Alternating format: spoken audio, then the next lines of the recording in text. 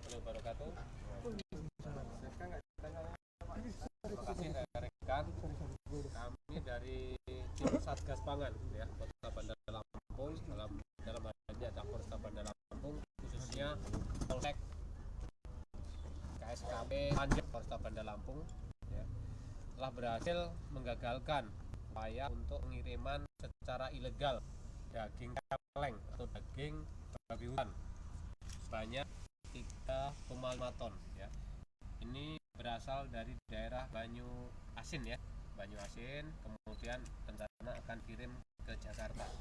Ini adalah pelanggaran terhadap ketentuan karantina, di mana setiap hewan atau daging tertentu harus melalui izin dan pemeriksaan karantina dan melalui rekomendasi di tempat yang dituju.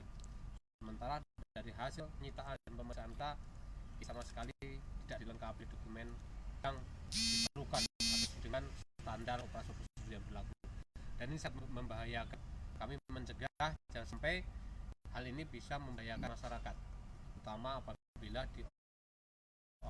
dioplos ya, dicampur dengan daging sapi, daging